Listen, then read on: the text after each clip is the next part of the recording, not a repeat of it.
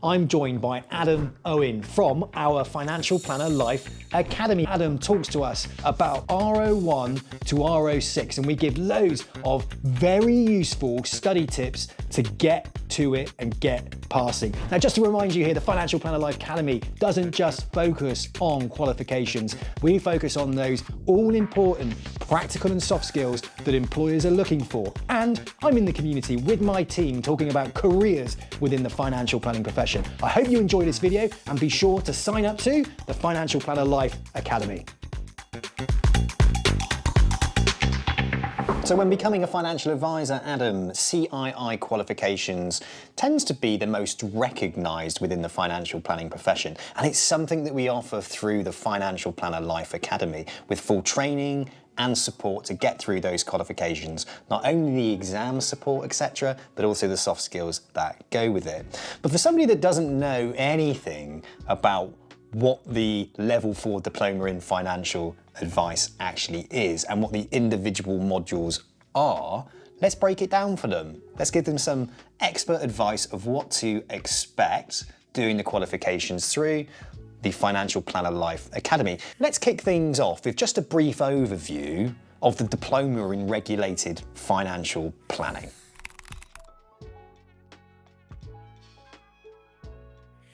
Okay, Sam. So the Diploma in Regulated Financial Planning is the marquee qualification for level 4, I would say. There are other qualifications, of course, at level 4, but it's the one that is the most used and the most trusted by employers generally. And there are reasons for that. It's quite a technical focused exam to some degree. So you'll learn about tax, you'll learn about a lot about different investment products, you'll learn about pensions, you'll learn about protection, you'll learn about how to deploy all of that information in financial planning. At the very start of the whole process, you'll learn about regulation. So it's a 6-module process, which sounds like a lot, but by the time you get to the end of it, then you'll be equipped not only to demonstrate to a potential employer that you have that qualification, but probably even more importantly, to be able to sit with a client and not fear a question that they might ask you. And that is so important when we're thinking about deploying qualifications.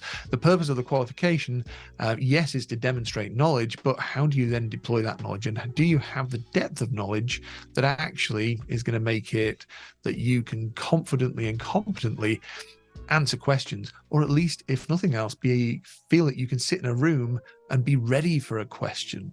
Because that's one of the biggest fears for new financial planners, is what happens if the client asks me a question that I can't answer. And so the CII's level 4 regulated diploma in financial planning is set up to help alleviate that. Excellent. And that, again, is what we're all about here at the Financial Planner Life Academy, because it's a common misconception that just getting your level 4 diploma makes you a financial planner. There are lots of things that you have to learn around your soft skills, how you present yourself, that actually is a big part of the job, but you have to get your qualifications really in place, obviously, to be able to sit down with someone and give them financial planning, give them financial advice. And within our academy, it was so important to us, wasn't it, that we were able to support people in all areas of the advice process. Absolutely, Sam. It's not simply about producing people who can pass exams. We focus a lot on the exams, and when we talk about how to become a financial planner, you can't without the exam, and that's why we focus on it. It's a regulatory and legal requirement. You can't give financial advice unless you've got this qualification or an equivalent qualification. But giving financial advice is about understanding the person that sat opposite you, or the people that are sat opposite you. It's about being able to build rapport and trust. It's about putting people at ease. It's about understanding when to shut up and when to hold space and when to fall silent and allow them to speak, but also allow them to think. It's about understanding those moments where you're not there to show off and to demonstrate how great your tax knowledge is, but you're actually there just to listen and to give the person on the other side of the room the opportunity to think about their own situation. And they're the things that we also look at in the academy, because when our candidates are meeting potential future employers, that element of understanding what it takes to build a human relationship is a key part of the process and a key skill that employers are looking for. You'll continuously be learning things throughout your career, and you'll have more exams to take. This is only the start point. When we think about the level 4 regulated diploma, there are more exams to do. There'll always be more learning, but it's far harder to develop those interpersonal skills and that emotional intelligence. And so we also spend a good deal of time focusing on that in the academy.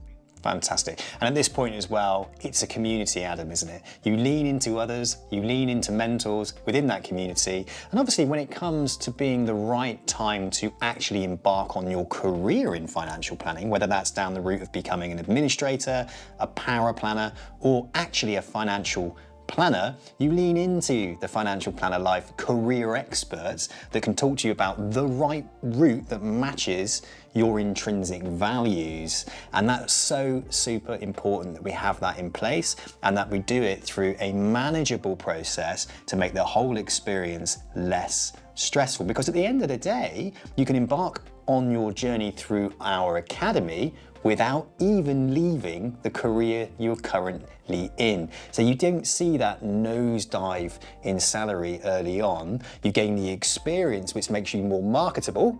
So when it comes to finding that right job, you're in the right place, the right experience, and the right soft skills required by employers to deliver that financial planning. We want to make the journey easy.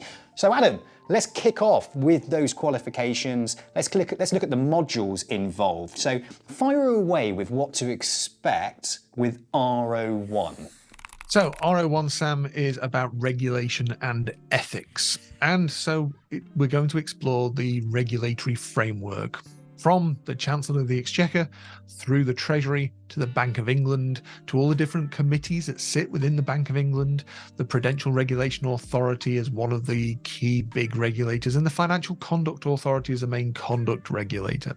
We're going to look at how each of those entities interact, and we're also going to look at the rule book and all of the rules and regulations that dictate what a financial planner can do, and of course, what a financial planner can't do.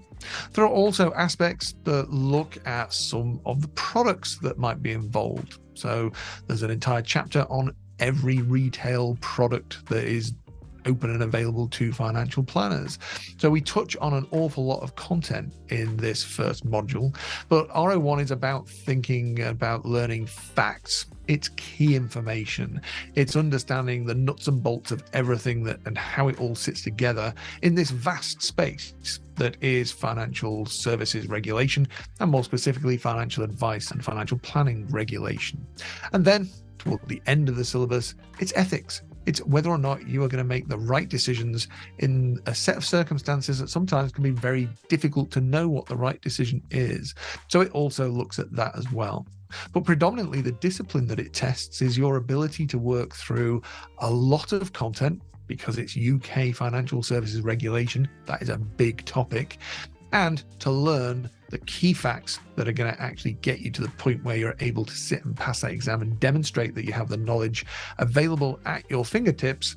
And that will then prepare you for sitting with clients as well. Because it's a lot of people think with multiple choice exams, which many of these are, they think that, if I just read the textbook, then the question will pop up. I'll be able to see it because I'll remember, from 4 weeks ago when I read that page in the textbook, but that's where it'll be. Unfortunately, it doesn't work that way. So in the academy, we look at what are those key facts that you need to learn for this particular exam, because it is a very fact-based process.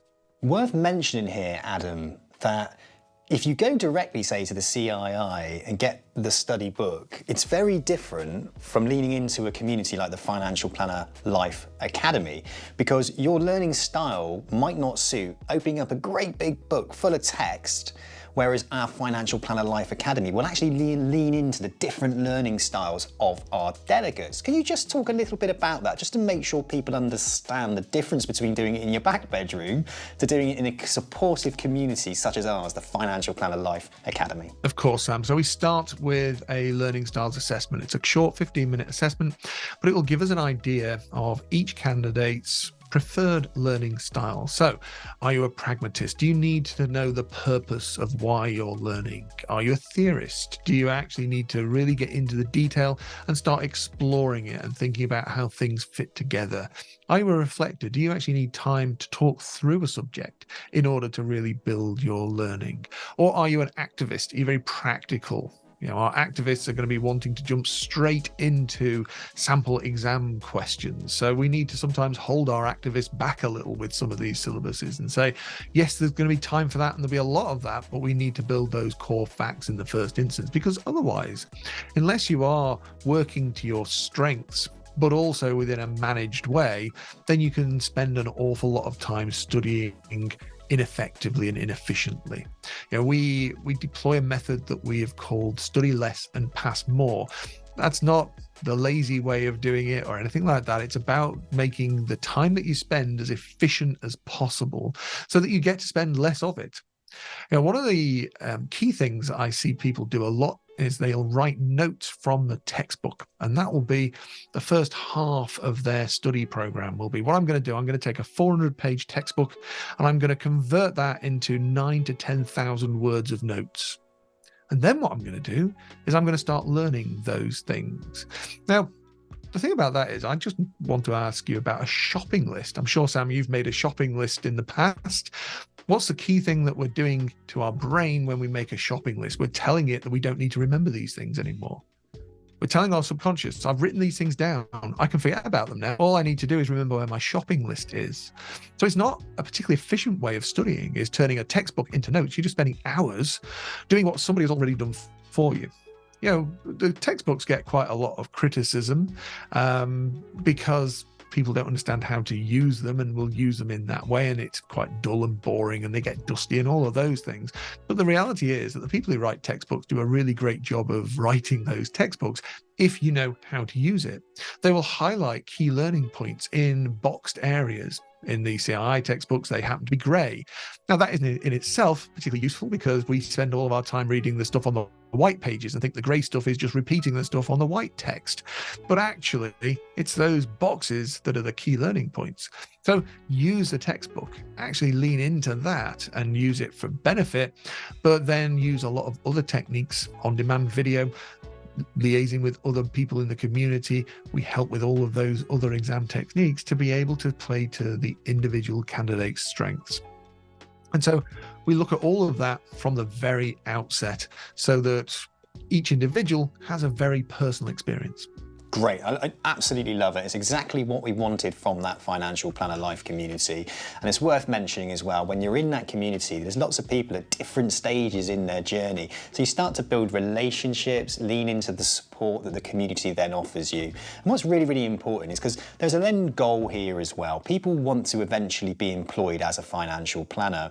But the great thing is you can come into this community, start your qualifications, and at the same time as you're doing your qualifications, lean into the careers experts such as myself, because you might not know at this early stage whether or not you want to go restricted, whether you want to go IFA. You may not even know what the difference is. So as you're doing those qualifications, as you're studying through it, as you're leaning into the community and hearing those extra stories from the Financial Planner Life guests, your knowledge and understanding are going to grow and your career will develop in the right way, which matches your intrinsic value. So super pleased about that. Let's now push on to R02. What are we covering in R02? Well, R02 tests a different discipline because R02 is vast. It is the expanse of all retail investment products, and there are a lot of retail investment products. Just 2 chapters in R02 make up 49% of the overall mark usually. So you can spend a lot of time in something. And with R02, it's about continuing to chip away at it and understanding the focus, because what can often happen is we like to feel like we're making progress. We like to feel like we've gone through a chapter in a week. With R02, it might take you 3 weeks to get through a chapter and you feel like you're not getting anywhere, but it does click. And so again, in the Academy, we help people to understand this process as well as the core content and actually lock in that core information. But the subject itself is fascinating. We look at derivatives and hedge funds. We look at all of these things that you hear on the news and you'll see in those trendy Hollywood movies. We begin to explore exactly what they are. We talk about arbitrage, we talk about all of this interesting stuff, but we also talk about the key theories around economics and investment, and the elements that actually really begin to form the building blocks for you to be able to understand the process of offering advice when it comes to people's savings and investments. So R02 is a fascinating subject. It's a big subject, but it's one that you can really get your teeth into. Great. So doing that in your back bedroom might be very different from doing it, say, within the community where you can lean into expert trainers, developers, and those that have gone through the process. Totally, Sam. The ability to explain in a way that somebody understands arbitrage or hedge funds or derivatives is a skill in itself, and our expert trainers are great at doing that. The textbook is fine, but ultimately I'm sure that there will be questions that flow from it. It's very difficult to read a textbook and get a fully rounded picture. You need real life examples. You need to be able to refer to things that people see in the news, and that can only be done live and in person and through the on-demand video as well. So we do all of that to bring it alive. Otherwise, it just sits on those pages. Adam, tell us about R03. What should we expect from the R03 module? R03 is tax, and many people will recoil at the idea that they have to do an exam that is all about tax. But R03 has some real benefits to it. Tax is about maths, and maths is about certainty. And the great thing about R03 is once you've learned the method and the process of calculating tax, you know that there is only one answer. With a number of the other exams in the RO syllabuses, then you tend to find that there are interpretive answers. And so you're left with a little less certainty. With the tax paper, there is the one answer. You do the calculation and you get the answer that you get. And so as long as you've learned the method and all the nuances of the tax regime, because there are many of those, then actually it's one of those exams that gives you that most certainty. The biggest challenge with the R03 exam, though, is the time that you have to do it, because you only get an hour. It's a 50-question multiple choice exam around tax and the different taxes. And so you've got to be quick. You've only got 60, 70 seconds per question. And so it's about beginning to drill all of those tax calculations. And it's not just about knowing how to do them, it's about knowing how to do them quickly and accurately. And that's what we spend some time focusing on in the Academy. I mean, that is hugely powerful from a training perspective, how to prepare for the exam. These are the things you can't teach yourself and that you have to learn from others. So I am super pleased that we're able to offer that process or solution to how to approach each of these exams as well. Absolutely, Sam. And we'll help people through that process, because the key thing about particularly the R03 syllabus, it takes time. And just to take a moment over that, if you think about a normal multiple choice question, then there'll be a question, there'll be 4 possible answers, and pretty much you're going to hit the answer that you know. With a tax question and a calculation question, there are multiple different parts of the calculation. So there's only one answer. But if you get 90% of the calculation right, you're still not going to get that one answer. So within the R03 process, it feels like you aren't making progress oftentimes. You might be 80% there with all of your calculations, but if you're 80% there, you're not getting them right. It's like knowing 80% of a telephone number. You won't get the right person at the other end of the line. You've got to know 100% of the telephone number. You've got to know 100% of how to do the calculation to get 1 mark. And so with other exams, it's more progressive. You can see your progress. You can score 40% on a test paper, then you can score 60, then 80. With the R03, you'll often be not passing it continuously, and then all of a sudden, you're passing it every time. And so part of that process of being in the Academy means that we help you with that. In those moments where you get despondent because you've studied an extra 3 days and you still aren't getting these questions right, we look at how much progress you have made toward getting them right, and then it does click. Great, really good to hear. Let's move on to R04. Adam, can you give us an overview of what to expect from the R04 module? R04 is different from all of the others because it needs to, importantly, look at history. So R04 can feel like a history lesson because it's all about pensions.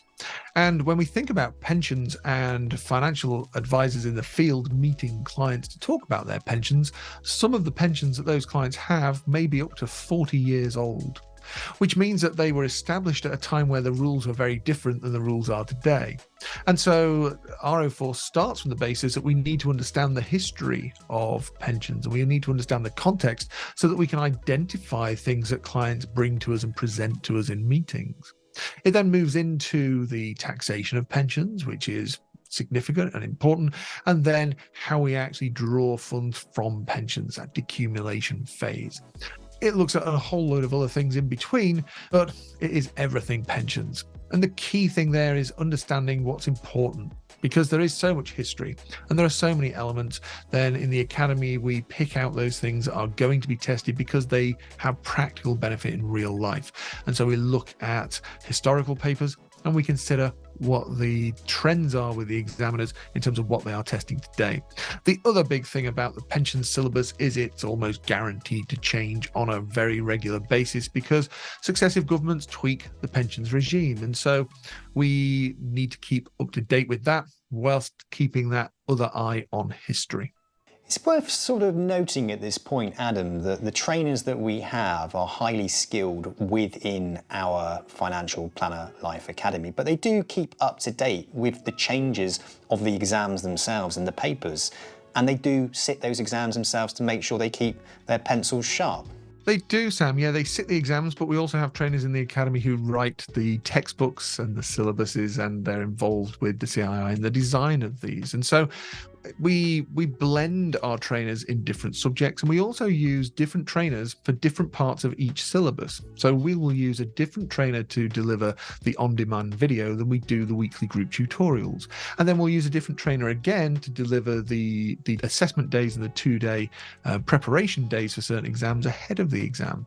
Why do we do that? We do that so that you get a different viewpoint and you have the content delivered in a different style. One trainer's style might be to ask more questions of the delegates in live sessions. Another training style might be more a chalk and talk and put up a presentation. And so we blend those different styles so that candidates can see the content from different perspectives. And that can really help. If we were simply doing all of these things, on-demand video, weekly group tutorials, virtual classroom to prepare for the exam with the same trainer, then you're getting the same content just repeated in a slightly different format. So we mix it up. So with each program, we'll be using at least 3 trainers and then somebody else to support with one-to-one questions and needing to jump on a call if there's a particular technical element. So we bring together a group of amazing people that have a really high level of knowledge. Fantastic. Worth mentioning at this stage as well, as a delegate, you've now got a few ROs under your belt. Guess what? You become more marketable to the clients that we work with. So financial planning firms will be looking at you as being less of an investment around qualifications, but also that you've showed commitment to passing your qualifications. And again, that's where you lean into me and the expert team who are out there talking to financial planning firms, and they can start to think about where best to put you for you and your career. Now, let's move on to R05. What should we expect, Adam, in the R05 module? R05 is often overlooked, or at least considered to be an easier exam. The other exams in the RO set of 1 to 6 are level 4 qualifications, so akin to an A-level qualification. R05 is tested at a level 3, more of a GCSE. It's 50-question multiple choice exam, and there are no challenging multiple response questions. They're all simple 4 answers. Pick the correct answer from 4. It's an hour's exam. Most people in the exam setting won't take the full hour to complete it. And so it can be looked at as, it's a little bit easier. It's maybe something that we won't take quite so much time over. And you can study it in a shorter period of time. But it does have teeth. With a shorter exam with fewer questions, there are fewer options to get them wrong. And the key aspect of this syllabus is that the syllabus is quite evenly spread. When we talked about R02 previously, then R02 has 49% of the marks in just 2 big chapters. With R05, the marks are spread out, so you can't have a weaker chapter. You need to know everything really well in order to not lose 1 or 2 marks each chapter, because if you're losing 1 or 2 marks each chapter, you're getting very close to not passing the exam. The other thing that's important to keep in mind with R05 is that we focus a lot naturally as individuals on the benefits of protection products. So we focus on what happens if you need to make a claim on life cover, and what does life cover do? What does income protection do? We focus on all those things. But the Chartered Insurance Institute is an insurance institute, and therefore its syllabus also focuses on how products are priced, how they're underwritten, and all of the requirements of constructing products. And it's very easy, if you're sat in your own with the textbook, to skim past that, to think, oh, that's probably not very important. But it carries equal weight in the exam. So one of the strengths of what we do in the academy is to pick out those areas and walk candidates through those areas, because they're the areas that are a little bit duller, a little bit drier, maybe not as entertaining or interesting, or don't have as many real life practical applications. But you can just as easily get a question about underwriting as you might get a question about a feature or benefit from a critical illness policy. So it's really important that we find the balance with that paper. Excellent. Thank you for that, Adam. Now, let's push on to the final furlong. It's R06. We've come to the end of our Level 4 diploma qualification in regulated financial advice. Tell us about R06. What should we expect from the module R06? Well, Sam, R06 is a completely different animal from the previous 5. Up to now, every exam has been multiple choice, and you've had a series of answers. Maybe they'll be standard multiple choice, or in some of the exams, they'll have those multiple response questions. But in every one of those, the answer is somewhere on the page. With R06, it's different. It's a case study based exam with short written answers to questions. So 2 weeks before the exam, the CII will publish 2 case studies. They're short case studies of normally around about a page long, but they'll describe 2 client scenarios. And then for the exam, you're going to get 8 questions usually on each client scenario, with questions having sub-questions in those as well. And it will explore aspects of financial planning. So the questions may ask things like, what additional information as a financial planner would you want to know about this client in order to advise them on their investments? And so there might be 8 marks to that question, and you'll be bullet point listing the 8 things, or maybe more than the 8, that you would actually want to know as a financial planner in order to advise that client. Later on, there may be a tax question, and so there'll be a long form tax calculation, or something about what products could be recommended in a scenario. So it explores the ability to give financial planning advice. And we've got all of the knowledge, so it relies on the knowledge that the candidates have built in R01 to 5, but it explores it in a completely different context. In the academy, we support it in a number of ways. So, of course, we get the case study 2 weeks in advance. So we run a classroom day walking through that case study so that all of our candidates can understand exactly what's happening with the case study itself. And then we build from there to begin to expand out into what types of questions would we expect to be asked in the exam. And so it's a very intense 2 weeks, but those 2 weeks pass quite quickly. The one important thing about the R06 exam is that it's not iterative like the other exams. So if you're doing an R02, for example, if you happen not to hit the pass mark in your first attempt, and we work really hard to help people hit that pass mark in the first attempt, but at least you're carrying that knowledge forward in the next attempt. And so you just build on that. With case study based exam papers, you can spend 2 weeks learning everything you can about a particular case study, but the case study the next time around it comes can be completely different. So the key with the R06 exam is to put everything into it and to focus for those 2 weeks and the time before in the preparation, because we do a lot of preparation ahead of it, but to focus in those 2 weeks. Everything in your life should be focused on that exam to give you the best possible chance of passing it. Adam, thank you so much for that comprehensive overview of the 6 modules that make up the Diploma in Regulated Financial Advice. Obviously now somebody is qualified, but it doesn't mean they are a financial planner. And I just want people to understand that throughout their journey within that community, they're going to be building those relationships with those that are going through the process. There's soft skills training, there's practical training. So once you've got to this point, not only have you got your qualifications, but you know the skills required and you're practicing them, so you become so much more marketable. You'll be able to find a better job opportunity. I just really want to emphasize to people, you don't have to jump two-footed into the financial planning profession. You can stay in your current career, for example, continue earning the money that you are earning, lean into our community, get your qualifications up to a point where you are marketable, and massively important, understand what a career path looks like. Because we're also going to talk about the difference between employed, self-employed, administration, power planning. You might end up thinking, actually, operations is something that I'm really interested in. And our team of experts will be talking to you each step of the way and building your knowledge around a career framework, because you need to make the right decision when you enter the financial planning profession. And we're all about preparing you with the qualifications and the knowledge when it comes to finding that job opportunity. And we bring people in, mentors, special guests to talk about what it's like in the job they are doing. And some of the most interesting things are around self-employment. A lot of people, I find, Adam, that want to come into the financial planning profession do have an entrepreneurial streak with them. And you can become a business owner, a self-employed financial planner. You can be directly authorized, or you can work with a network. This all sounds incredibly confusing, but don't you worry, we talk about that within the community. So as you naturally progress through it, your knowledge and understanding of a career within financial planning becomes far greater. And guess what? You become more marketable. There's one thing I want to talk about here, Adam, before we wrap this up, but you talked about R01 to R06.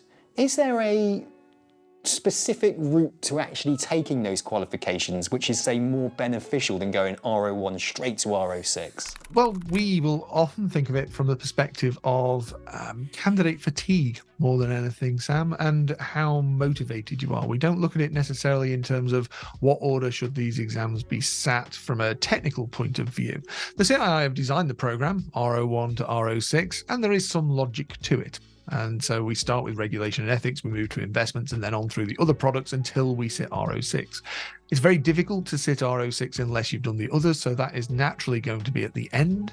The regulatory paper makes sense to be at the beginning because we want to get that one out of the way and understand the rules by which everybody needs to operate. But there is a space next, and we'll often look to deploy R05 after R01 for one very specific reason. Normally, when people are setting out on a series of 6 exams like this RO process, they'll be very geared up and very keen in the first exam. The adrenaline will be flowing. You're still feeling excited about sitting all of these papers, and so R01 doesn't need a lot of extra motivation and focus. And you'll get through R01, and we expect and very much hope that you'll pass it first time. And at that point, people tend to relax a little bit. They tend to think, oh, you know what? That was okay. I've done that now. I can do these exams. I've done the one that a lot of people say is the hardest of the exams. The rest of this will be a breeze. And so their intensity settles back a little. Now, to hit somebody with R02, that vast paper that covers investments and every investment product, with those 2 big chapters that you can spend a couple of weeks or more locked into, then you need a greater level of intensity. But it's hard to keep that intensity level up all that time.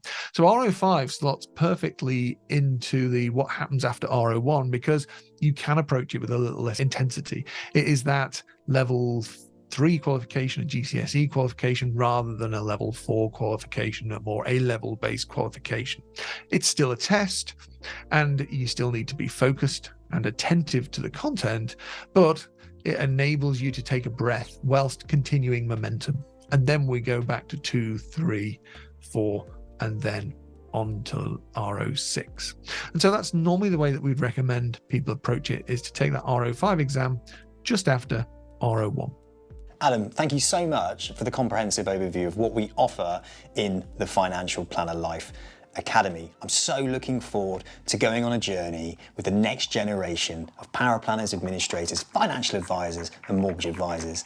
If you found this video to be really interesting and it sparked your interest in a career, check the link in the description to sign up to the Financial Planner Life Academy.